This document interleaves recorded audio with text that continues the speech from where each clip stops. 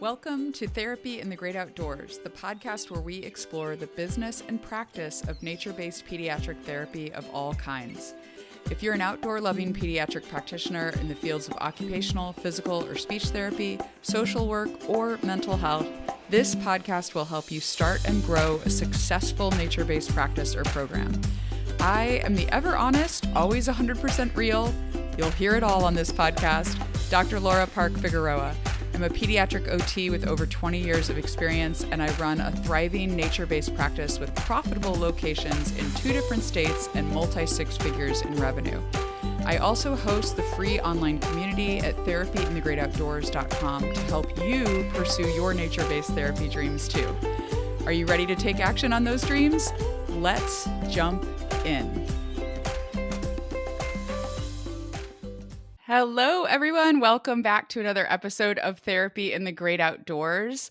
I have Lauren MacLean here, and she is an author, a teacher, an educator, an expert in sit spots. And so we are going to talk about sit spots because I know this is a topic that many pediatric therapists, when we work with kids, we struggle to implement this, and maybe people listening haven't even heard of it. So introduce yourself first, and then maybe we can define what a sit spot is to start. Perfect. Sounds good, Laura. Thank you so much for having me on. I love your podcast and what you're doing, so really appreciate No, thank you. everything that you're putting out into the world. Yes, my name's Lauren MacLean. I'm from the west coast of Canada in BC, and I have been teaching for about 17 years in the public school system. Before I became a teacher, I actually played field hockey for Canada. That took me a lot of places around the world. And I Wow. think that's what sparked my desire or my passion for just needing to be around people and teamwork and let's work together. I'm not an individual sport kind of person, and Mm, I love that about public school. And so beyond teaching, I also used to work for Soaring Eagle Nature School, which is where I learned a mm. lot of my professional backpack has all been filled because of them. They are Yeah. absolutely incredible. And then I was really trying to blend this idea of nature education with public school. Mm, That led me into writing a couple of children's picture books, which is that's on my bucket list. I'm just so proud of myself for so going great. for it. And now the book that we were chatting about before, I've got this book called Sitting with Nature, An Educator's Guide to Sit Spot. And that one took years. I feel like my life's work put into a book.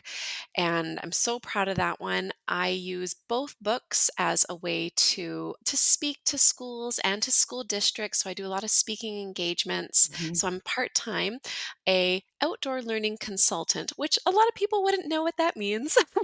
It's so But great, though. it's such a great term, right? I go in and I help people connect to nature, but through a curricular lens.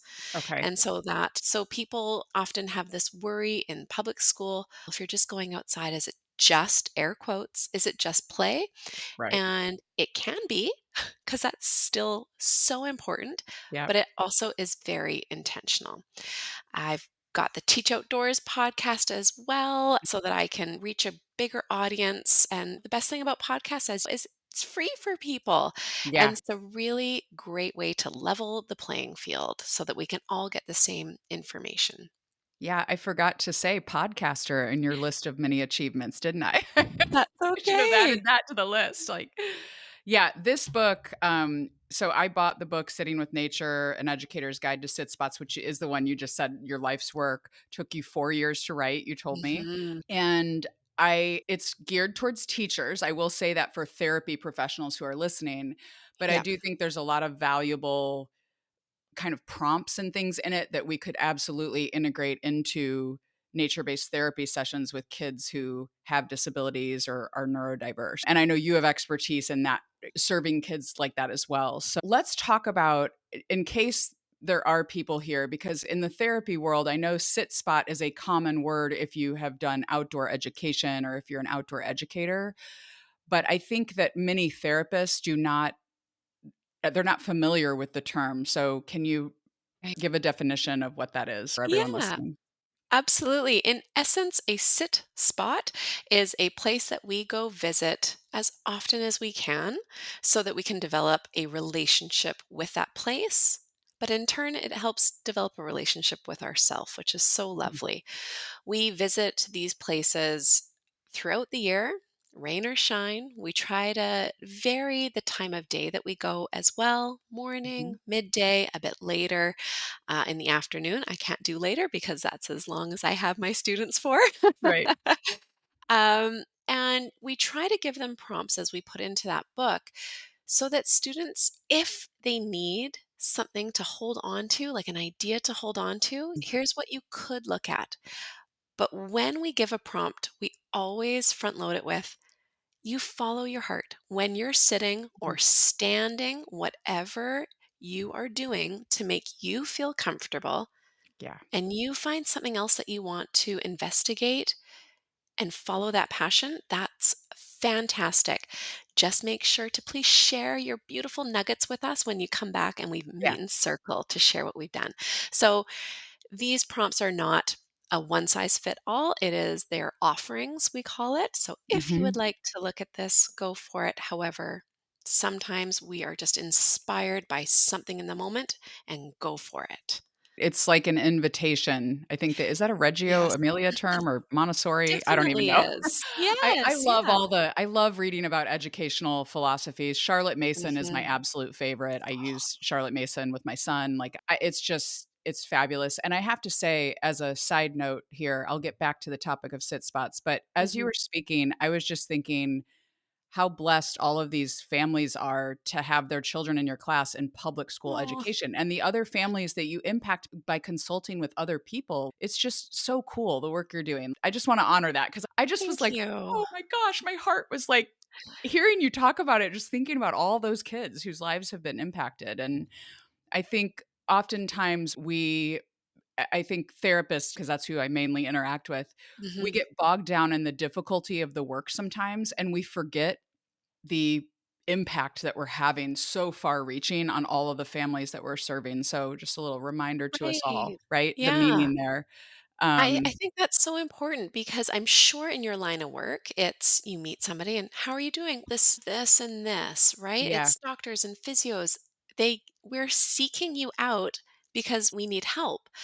A little is the same in education, but for both of us, I think it's often this mindset, and I feel so lucky and blessed that I get to be those kids' teachers because I had the best teachers and I had the best Hmm. coaches because I knew exactly what I loved about all my teachers, and that's every day. Okay, I'm going to be this for these kids. Yeah. I'm going to do this for these kids, and I'm so lucky to be able to do that for Yeah. them. You're like paying it forward to them. That's great. Yeah. So it's an invitation to the children. And I love that because a lot of the children, and I guess I should only speak for my practice. I just know my team and stuff, but I have worked with a lot of nature-based therapists, not just occupational therapists like me, but physical therapists, speech therapists, mental health counselors. And I think the challenge that we have is to have that balance of freedom with a Mhm. little bit of here's what we need to do right now, the structure. And I Yes. love that you're talking about you're framing it as like, this is time for you. You don't have to do what I'm inviting you to do or the offering that I have for you. But some of the offerings that you have in here, I mean, I haven't, read line by line the whole book, but I Right. skimmed through the last, I've read about half of it so far. But um I love some of the invitations are just very especially in the sensory section are things that are like at your sit spot today, see what feels best to you in your body. Can you stand up? Mhm. Can you sit down? Can you lie down on the ground? What feels good to you? And then Yeah. coming back to share after you have that time by yourself at your sit spot. And there are lots of ways that you share in the book of making it something that's like body based for kids. Like a lot of us OTs are helping Mhm. kids know how their body feels like and know what's best for them to be able to self-regulate. So I loved that and a lot of the prompts in there. I love that because it's this idea of body awareness, sensory awareness. Mhm. That is our main focus at the beginning of the year because I can't imagine. I one time, oh, I can still remember I felt so bad. I went too fast, too quickly at the beginning of the year with a group Yep. of kindies. And it is really hard to backtrack once you've made a little 4-year-old feel uncomfortable because I asked them to sit in the grass and there were some ants there. That was a lot to try to almost, again, quote unquote, repair that experience Yeah. because that was terrifying for that child.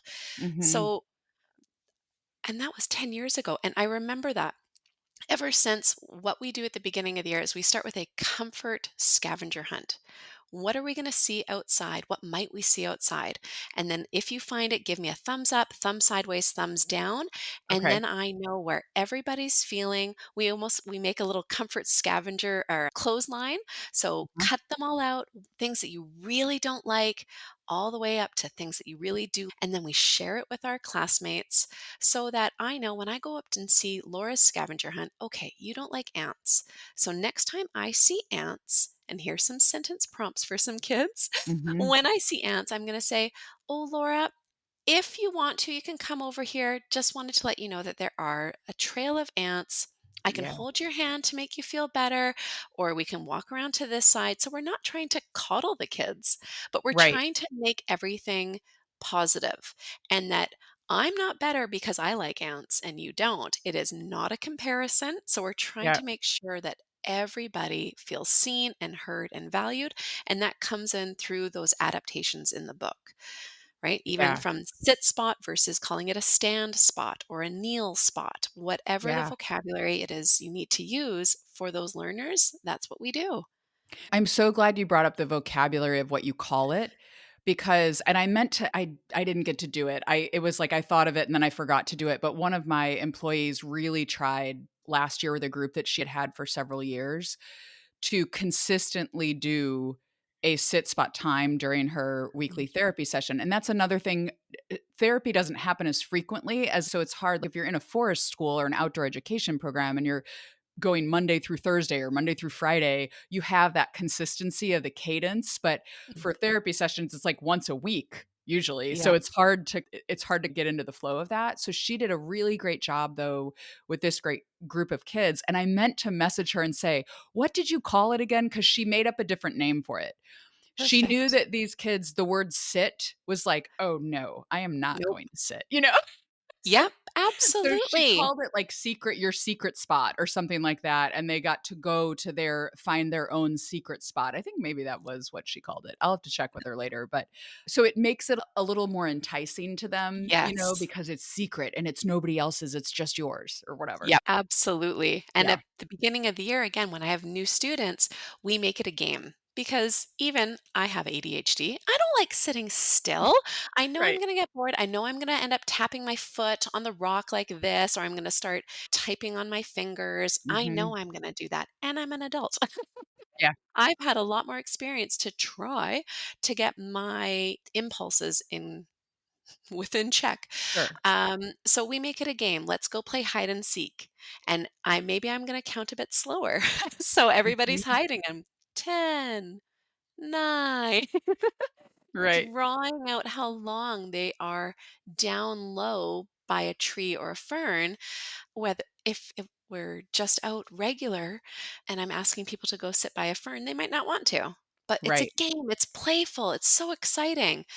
We also do group sit spots. So we're just all gathered together. We're going to sit. We're going to face north, take a deep breath in. Oh, I heard a bird. Let's all look this way together. Let's all look at the bird Mhm. together. It's been 10 seconds. All right, up we got. Let's move on to something else. I don't expect them to sit for 20 minutes, Like an right? adult might. Yeah. An adult might, but for young kids, no, let's go look for something that you think is interesting or odd at your sit spot.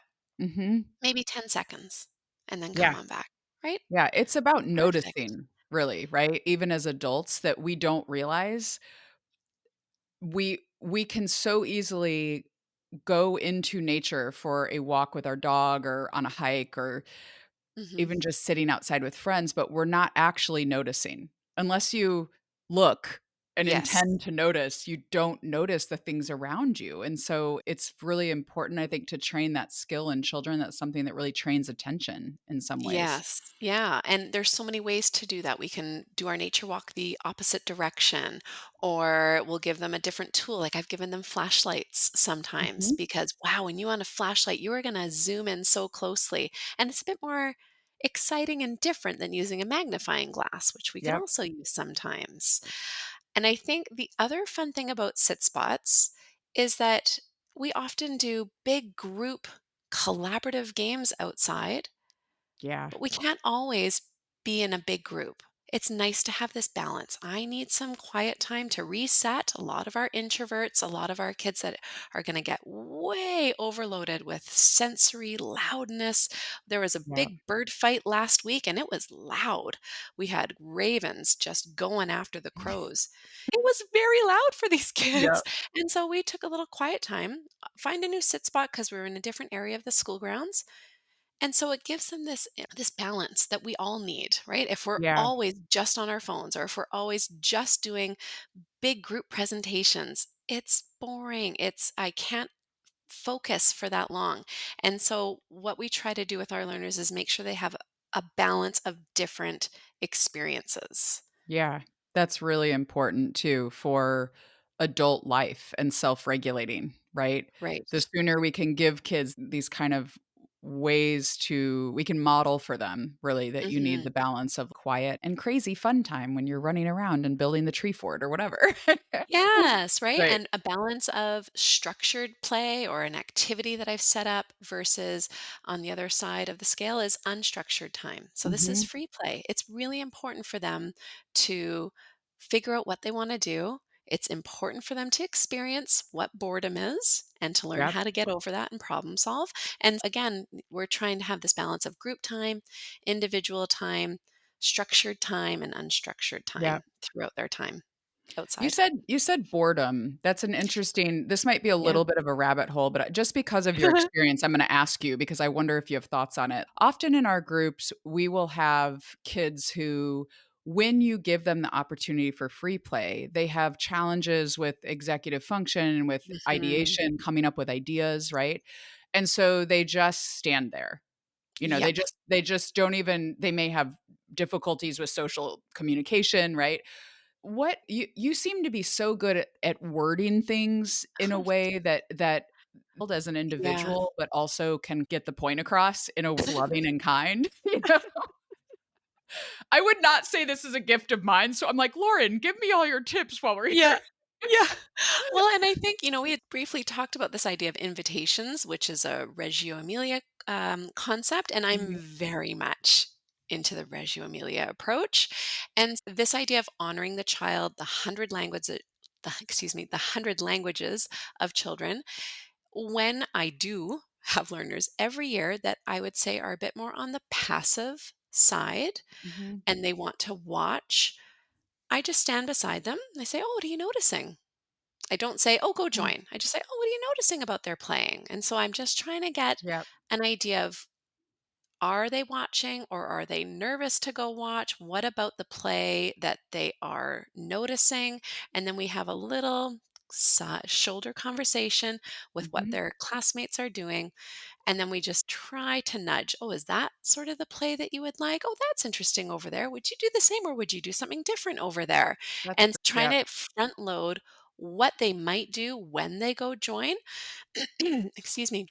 But I think there's also something to be said for the learners that are learning while they're watching. And sure, that's right, and that's still okay. As long as I can find a way to understand what they're learning. So right, I've got some learners that are gonna be so busy. Let's say we're trying to learn about our local birds. And so some are going to try to build that type of bird nest. So they're building something together. mhm, Others are just watching the birds, and others seemingly are just looking at a book about our birds. So I need to find a way that, do they all understand about our local birds? They're building a nest and that seems like really active learning, but did they really understand about the needs of that local bird? I'm not sure. So I'll have to find a Interesting. way to ask them questions, maybe draw on their nature journal.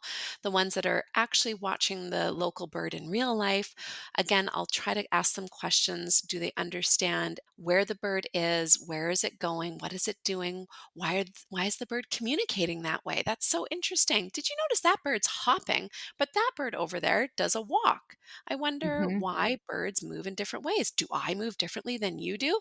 And so again, we're trying to Yeah. make that connection between them and us. And then we just try to nudge as gently as we can to get them to do a little bit more each time we're Mhm. doing any type of activity, indoors or outdoors. Yeah, I love how you drew attention to the fact that not all of the good learning that's happening is directly observable to the human eye, right? Like, there Yeah, are it's things tricky. going on in kids' heads that we need to try to elicit and pull out to really understand their experience versus Yeah. just assuming that they're not learning because they're not engaging in whatever the activity is that we expected them to engage in. Yeah. I know I'm very loud. I love talking. So I think it's more obvious to know if I've understood something because I'll Right, ask a question as well. Because, right. oh, I didn't get that. Can you repeat it or something? But Mhm. a lot of other kids are not going to put their hands up and interrupt and ask me to clarify for something. Right. So again, when we're outside, having a range of different learning activities, not just reading, not just writing, not just building, but having all of those at the same time so that I can understand that sort of more holistic learning Mhm. experience. Are they only going to the books? Let's try to nudge them over here and try to build something this time. They don't have to, but it's nice to see Right. them in different arenas. Yeah, that's great. Can we talk a little bit about learners who have different needs, right? It could be Mhm. ADHD, it could be a child who's autistic, it could be kids who have motor needs even that struggle to get around in the outdoor space. I guess Yeah. that's a broad question, but I guess let's focus on maybe for this question, the kids with ADHD and autism. That's the majority of what we Mhm. see in my groups right now. And I'm wondering if you have specific tips or strategies top of mind that might help therapists who are trying to try out the sit spot activity in their Mhm. groups and how to adapt it to the needs of a lot of different, the different needs that different Yeah. learners may have. Yeah. We've had to really slow down our expectations, especially at the beginning of the year, and do everything through quick games. Hmm. We don't do an activity for 20 minutes. We will go outside and we'll play a boundary game because, especially with the learners that we've had in years past that might be quote unquote runners, whether I Yeah. have an EA with me or if I don't, this is a big safety concern. Yeah. Indoors or outdoors, right? I have things in place in our indoor classroom. I have to do the same when I'm outside. I don't not go outside just because there's things that we have to front load and Yeah. make sure we have in place. We play a lot of different type of boundary games. We'll make a little obstacle course and I will say, "Everybody go out of bounds." And they go out of bounds and I'll be like, "Oh, I got you. I found you out of bounds. Now come back in bounds." And so everybody comes back in bounds. So it's not just Lauren that's going out of bounds, but I want everybody to go Yeah. out of bounds. So we actually do make it a game at the beginning. I love Not that that I'm idea. trying, right?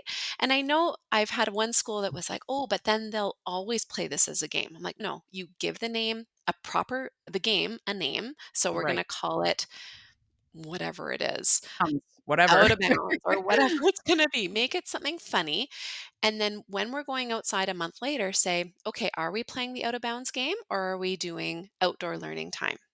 We're doing outdoor learning time. Excellent. That means these are expectations. It's not the out of bounds game, which were these expectations. Mhm. And so we do a lot of almost Venn diagram type of Yeah. front loading. This is what we're doing. We're not doing over here. I do a lot of pick symbols, clip art type visuals. I hang them on a lanyard when I go outside so that I'm always just tapping to something. Okay, we're going to go look at birds or whatever it is for my English language learners or for the students that are on the spectrum. I have Yep. quite a few students with ADHD, but that works well for me because I am too. So we get each other. I'm like, yes, I understand how your brain works. I get it. Even though I talk fast, when I'm teaching, I only do 1 to 2 step instructions and then I stop. We repeat everything back. And then I Mhm. vocabulary and listening for longer periods of time. What else was I going to say about boundaries? Yeah, we do a lot of boundary type games. We'll make it into an obstacle course as well. We'll collect pine cones, for instance, at the beginning of the year, and we try to do a pine cone toss somewhere inbounds, somewhere out of bounds, right? They Yeah. are staying inside. And we talk about having this yes space. Yes, we are allowed to throw pine cones. In order to do that safely, we need to make sure nobody's in front of us. We need to make sure we have enough space, right? I try not to have a lot of these rules. No, you can't do that. No, you can't do that. Yeah. But we have to make sure we're safe. So we Yep. we do a lot of role playing and what ifs type of scenarios. Mhm. But the pine cone toss was a lot of fun as well. Toss inside, toss out of bounds, and that Kids really love helps. throwing things. They do, They and love throwing things. it's so much fun because you're testing out so many things. Your force, your Mhm. aim, how something lands, does it roll down, does it flip? It's such a great sort of trial and error type Mhm. of activity. So why wouldn't we do that in a safe way? It's so exciting. Yeah.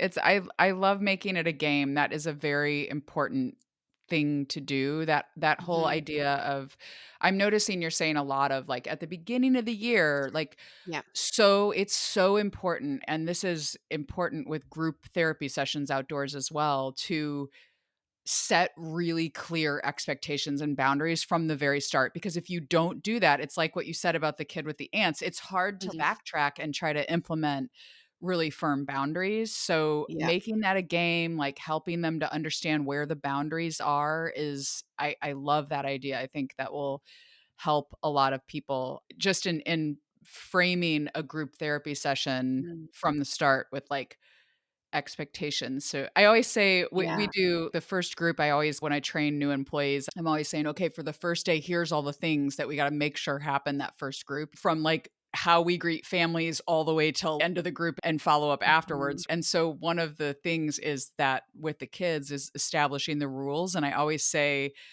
you're going to facilitate a conversation with the kids about what the rules should be, but pretty much no matter what they say, we're going to decide that the rules are be safe and be kind, because those two rules Yep. encompass every single thing that we can ask them to do. So it's like facilitating the conversation from them. Oh, don't hit each other, so be kind. So it's kind of like Absolutely. getting Yep. something really simple, like a mantra of the two simple rules you have, and latching onto those as these, we are not going to disobey these rules. No one in this group, for all of us to have a fun time, we have to be safe and we have to be kind. And then you can just keep cycling back to that in a way that's, you know, fun for everybody, instead of Yeah. being like, remember, we said no sticks if they are the length of your arm. You can't do this with that. And like, just all Who the rules remembers become, that? yeah, Yeah. who remembers it, right? Like, you need something easily rememberable by children. But Yeah. And no. as you said, even in how you're wording your expectations are so positive. So I know when we used to see a sports psychologist for our team, Yeah. right? When the coach yelled at me, inevitably, Lauren, don't hit it up the middle of the field. Guess where I hit the ball? Up Up the the middle middle of of the the field. field. Every In time, your mouth. not even 9 times out of 10. 10 out of 10, I'd hit it up the middle field. I didn't hear the first word, but I heard middle of the field. That's the option. Right. And no sticks. Okay, how about sticks on the ground or like at least one side? Or Yes. the one thing that we say when we're going into our forested space, because Mhm. I'm on the rainy West Coast, remember we're heading into the forested space, kids. What gets slippery on the ground? Roots. Excellent. Mhm. That's all we need. Are you going to run on top of roots that are on an angle? Because whoosh, you're just going to lose your footing so quickly. Yeah. And but a quick reminder: what gets slippery in the rain? Roots. Awesome. Have fun. Yeah. Is it Pre-teaching okay to them you're eliciting it from them. Asking that as a question makes their brain click into that problem-solving mode to answer the question, and then it sticks more than us saying, "Now remember, the roots are gonna be slippery when we go into the woods because it's rainy out," and whatever, like, Yeah, which I think is very easy to when you're trying to lead a group of children, it's very easy to wanna get through all of the stuff you gotta do to get into the woods or whatever, yeah, and it's like that pre-teaching time of just taking a moment to say, "Hey, I have to ask you guys something." It it will serve the children and you well when you actually go into the woods. yeah, absolutely, and there's quite a funny, picture book called "What If Everybody Did That?" Now, I don't remember off the top of my Ah, head the author, but it is so funny okay. because it's, here's a situation and here's the chaos that would happen if everybody was allowed to do that. Oh, I love it.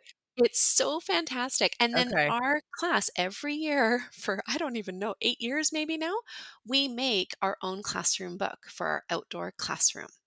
Oh, that What is if fabulous. You did that what outside if version. everybody did that? Geeks, that would be chaotic. What if everybody picked the dandelions? Whoa, those poor Mhm. bees, right? And so it's all the simple things that, again, I don't necessarily want to be rules, Right, but I want them to be right. mindful and how they interact with the land as an act of reciprocity.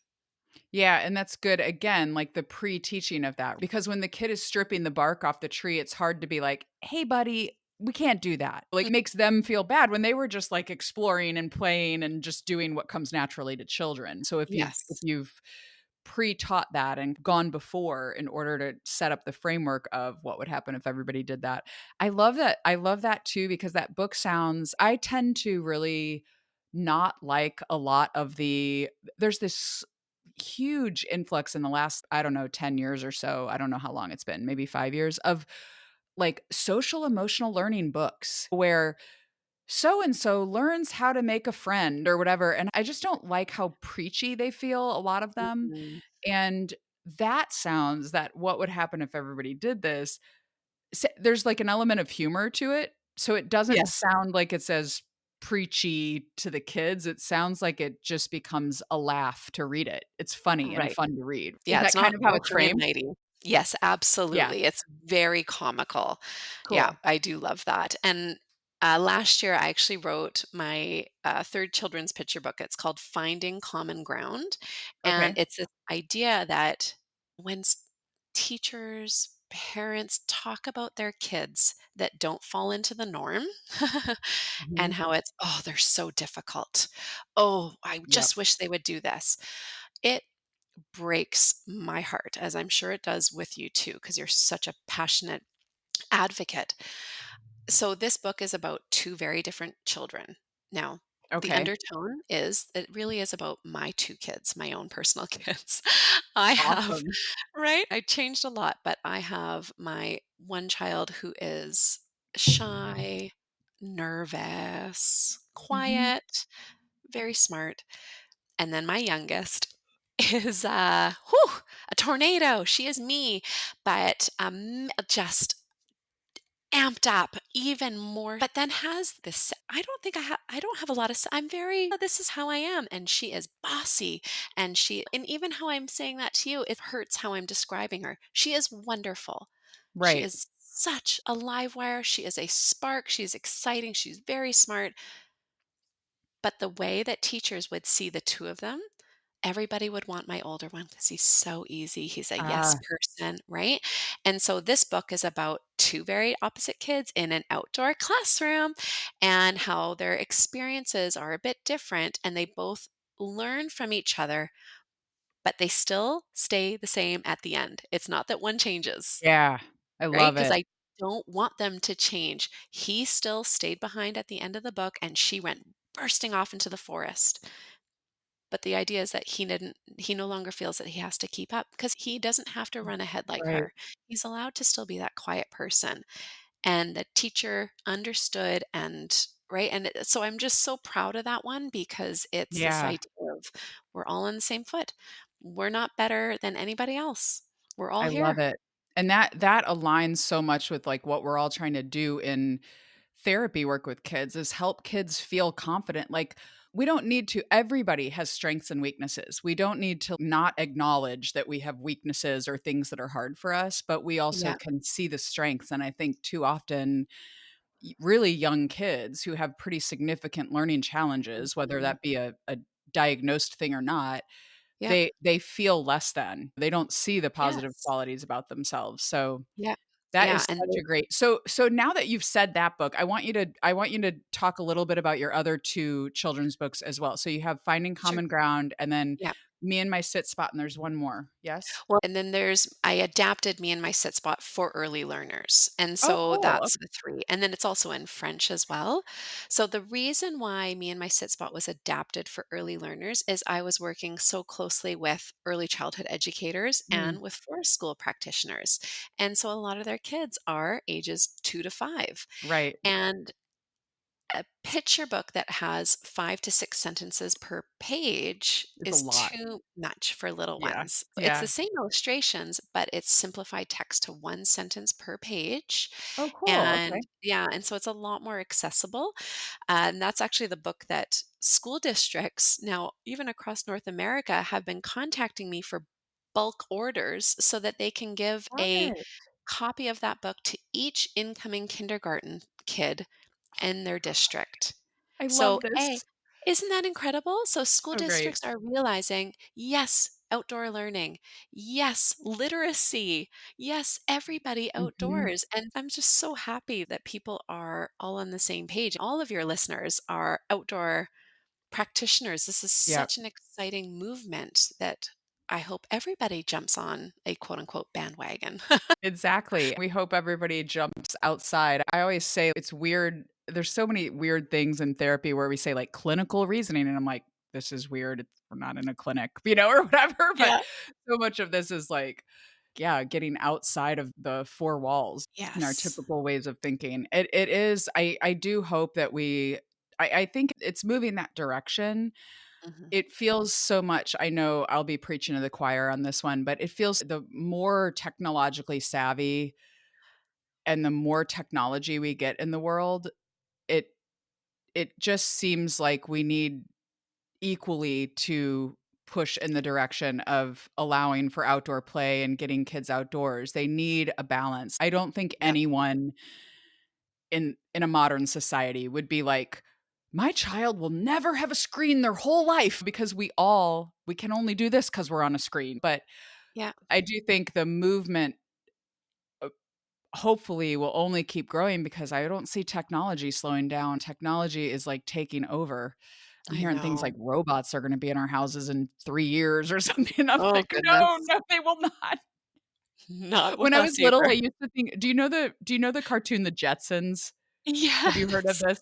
Like, Yes. when I was little, I would watch it in, like, the '80s or whatever, and I remember thinking, "When I grow up, there's gonna be flying cars and a robot that does my how like, cooks my dinner or whatever," and it's creepy because the flying cars aren't here, but the robot, it's getting close. It Everything freaks me else. out, so I just think the more connected to nature we can get, the better.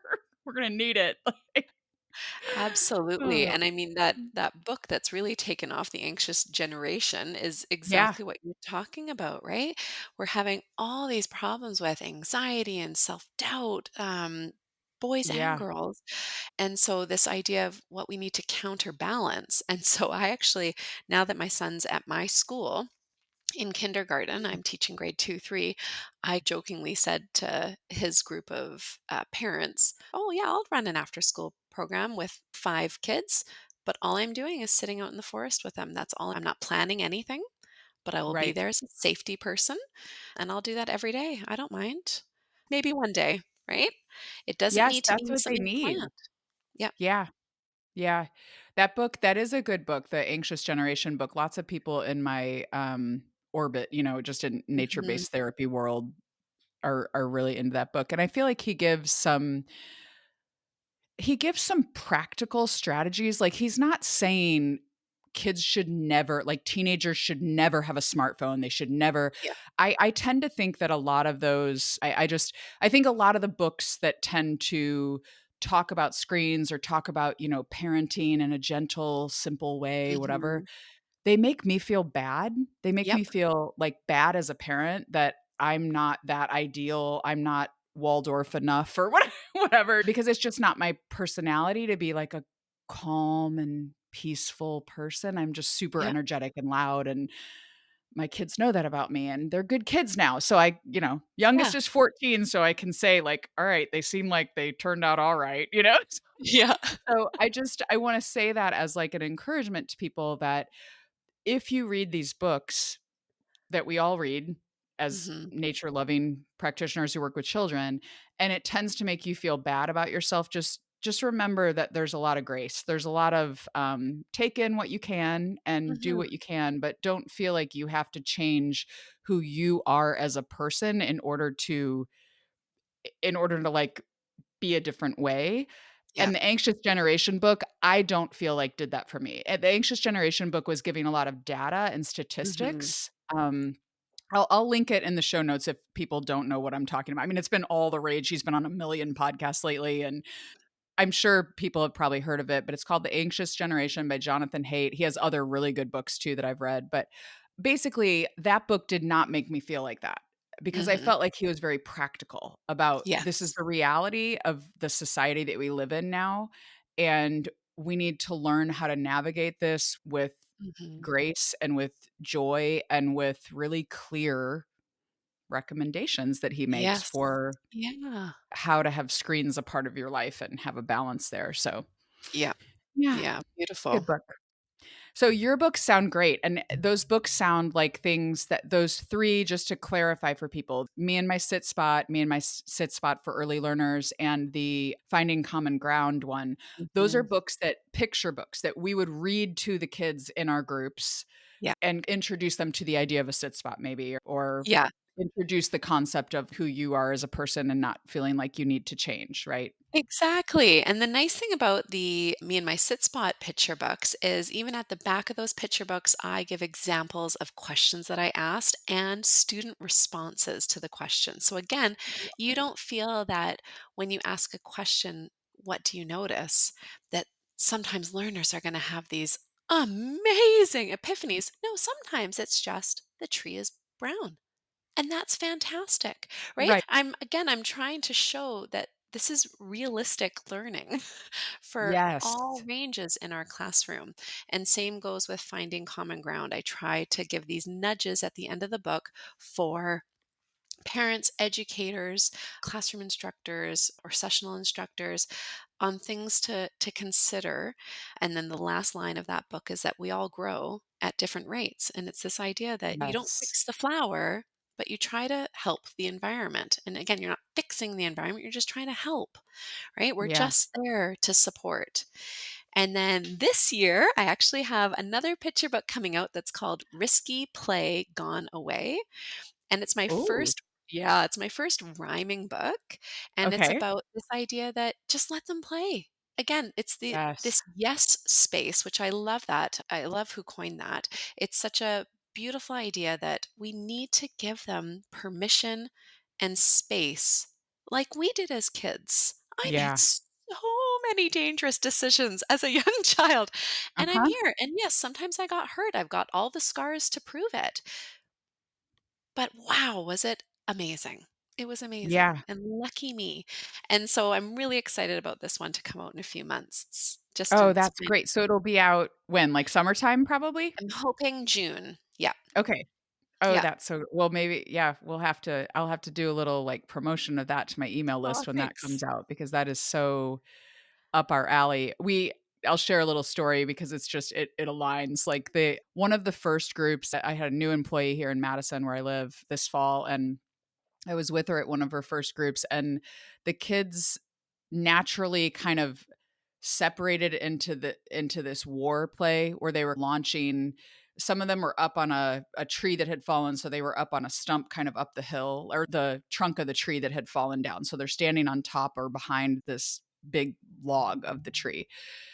And there were other kids down at the base of the hill, and they split into, this is our team and this is your team, and we're Mhm. going to launch things at each other and throw things. They were throwing like pretty big things, like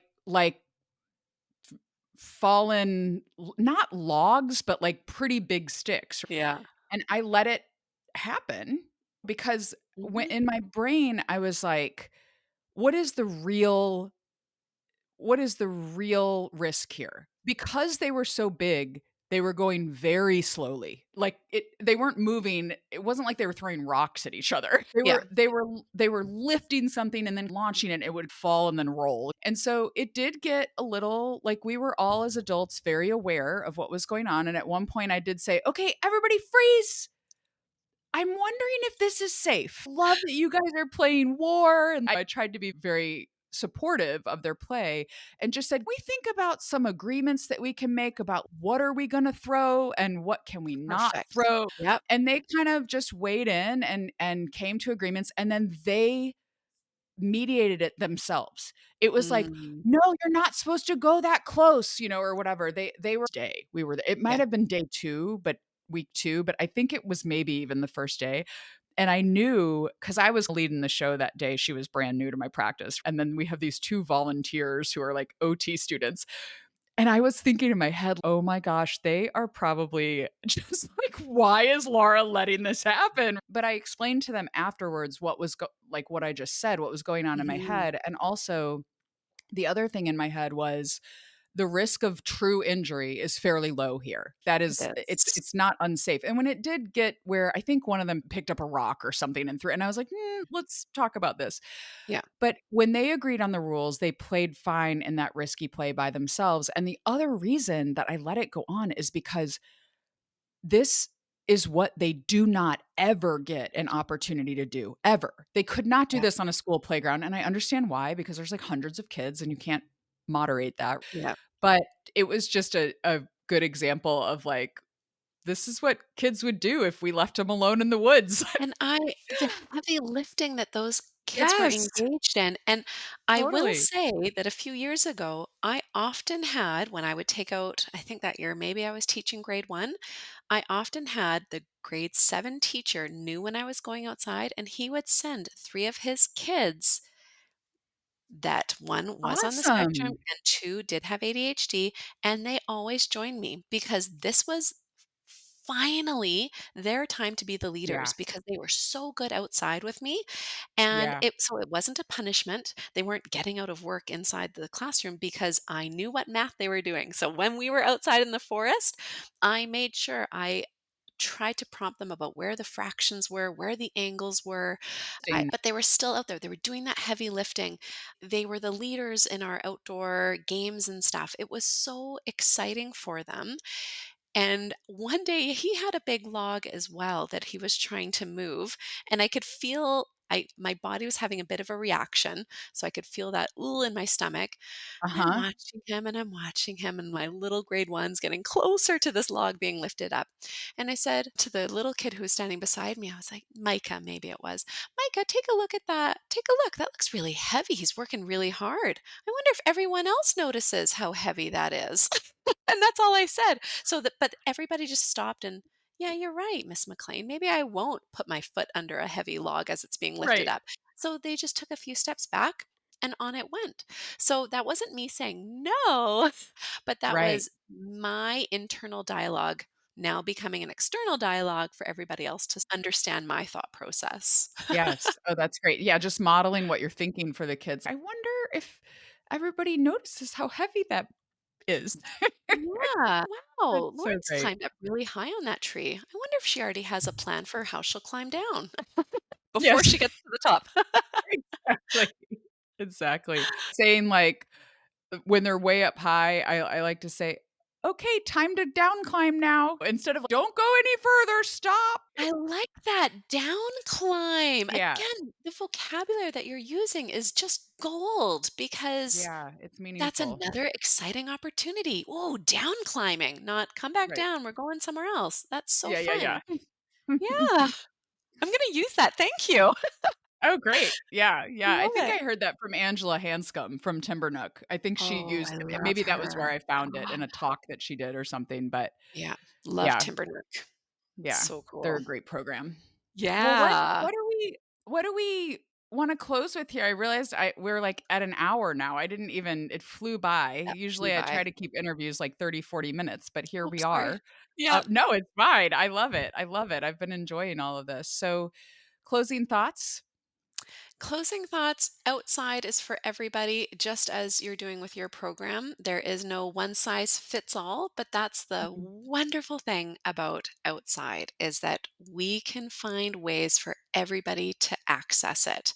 Whether we need to go to a different space, we've got some mobility issues that we need to consider. So we're not going to go down Mhm. the steep side. We're going to go down to the flatter space. We're going to use vertical surfaces a lot this year for our Yeah, that's great. educational curriculum. We have to.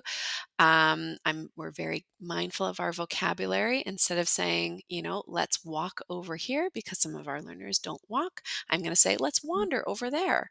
And so Mhm. I think as long as we are mindful of making sure everybody sees themselves outside in a safe space, I think Mhm. we're doing such a wonderful job. So keep going. You're doing Yeah. such great work. Yeah, you too. I'm very thankful for you for being here. I feel like this episode, I feel like people are going to want to take some notes, not be Oh, like out on a run yeah, while yeah, we're yeah. listening to it. They're going to want to sit down and write down some things or whip out the phone and put it in your notes, like ideas for groups. So, really helpful and I think really beneficial for all the people listening. So, thank you for being here, Lauren. Oh, thank you. And if anybody has questions, don't feel free to hesitate to email. I'm Lauren at teachoutdoors.ca, or Mhm. even my website is teachoutdoors.ca. And shockingly, even Instagram is called at teachoutdoors.ca. Good. Nice and I'm so consistent. glad you said this because that I would have forgotten to say, tell people where to find you online and listen to the Yeah, Teach Outdoors podcast. You're probably on all the podcast players. thank Yeah. you. So I'm glad you like remembered to say, hey people, if you want to connect with me, here's where I am. Yeah, Because you're please awesome. do. Yeah. Thank you so much, Laura. Yeah, you're welcome. It was fun. Hey, everybody. It's Laura just hopping on here at the end of the podcast to let you know that we are opening enrollment for Contigo, my nature based pediatric therapist certification program. And if you are interested, you can go to contigoapproach.com, CONTIGO approach.com. We will have enrollment open from today, January 24th, until Friday, January 2031st, 2031st. That's funny. January 31st. Oh my gosh, you guys, this is why I should not wait until Sunday night to record the outro to the podcast when it's coming out Monday morning. January 31st, we are closing enrollment at 5 p.m. We will have mentoring calls for the month of February on Thursdays and also calls in May and October this year. When you enroll, you get access to those calls for life, so you can do it at any time. But if you are ready to dive in and start on your certification, you can join us. The enrollment is now open. All right, until next week, get outside, connect, reflect, and enjoy therapy in the great outdoors. Bye.